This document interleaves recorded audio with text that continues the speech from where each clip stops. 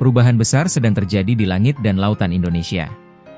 Sebuah laporan mengejutkan mengungkapkan bahwa Indonesia sedang merencanakan akuisisi alutsista masif dari Tiongkok, termasuk jet tempur J-10 dan rudal anti kapal supersonik CM-302, semuanya dibiayai melalui skema pinjaman yang telah disetujui Kementerian Keuangan. Yang membuat strategi ini luar biasa adalah rencana Indonesia untuk menggabungkan rudal CM-302 dari Tiongkok dengan rudal BrahMos dari India Rusia. Ini akan menciptakan kekuatan serangan supersonik ganda yang dapat mengubah total keseimbangan kekuatan angkatan laut regional. Mengapa Indonesia memilih J-10B di tengah opsi jet tempur lain? Apa tujuan dibalik pengadaan rudal supersonik dari dua musuh bebuyutan, Cina dan India? Dan bagaimana strategi ini akan mengamankan perairan Indonesia, terutama di Laut Natuna Utara?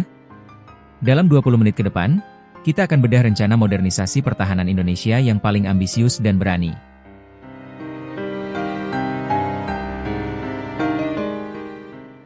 Paket pinjaman Cina, jet, kapal, dan rudal.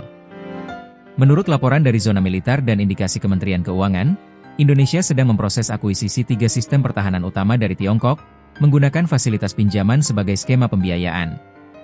Jet tempur multiperan J-10B, ini adalah pesawat tempur andalan Tiongkok. Akuisisi J-10B akan memperkuat Angkatan Udara Indonesia dengan kemampuan multiperan yang modern. Kapal serang cepat tipe 22, kapal kelas Houbei kapal serang cepat ini penting untuk patroli dan respons cepat di perairan dangkal Indonesia. Rudal jelajah CM-302, ini adalah rudal anti kapal jarak jauh, versi ekspor dari rudal supersonik YJ-12. Rudal ini ditujukan untuk pertahanan pesisir. Skema pinjaman dari Cina ini menunjukkan pragmatisme Indonesia dalam mencari solusi pembiayaan untuk modernisasi pertahanan yang mahal, sambil mendapatkan alutsista dengan teknologi canggih.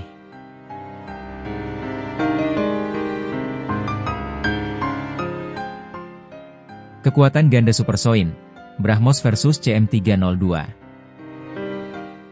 Bagian paling strategis dari rencana ini adalah akuisisi rudal. Indonesia tidak hanya mengambil CM-302 dari Tiongkok, tetapi juga sedang mengevaluasi rudal BrahMos dari India. Mengapa dua?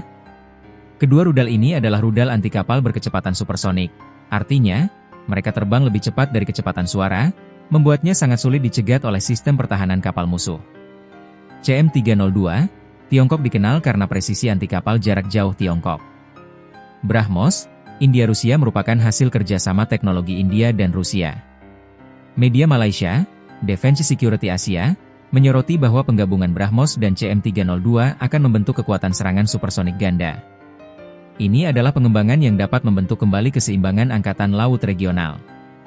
Indonesia akan memiliki arsitektur serangan maritim berlapis dan multidomain yang sangat mematikan.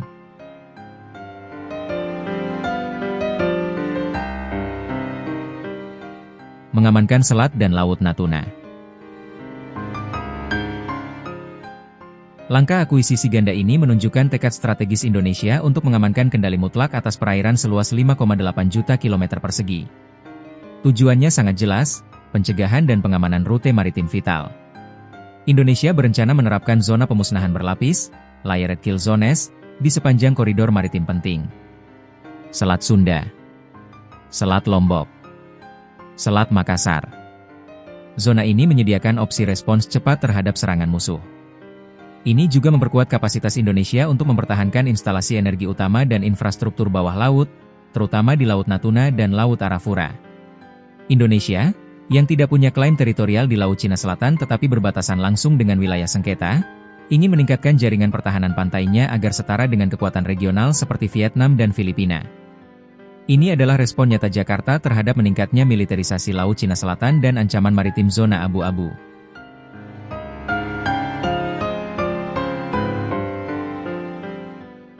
Risiko geopolitik, bermain di tengah persaingan. Meskipun akuisisi ini secara militer sangat menguntungkan, ada risiko geopolitik yang harus dihadapi Indonesia. Dengan mengambil jet tempur dan pinjaman dari Tiongkok, Indonesia secara efektif meningkatkan ketergantungan pada Beijing.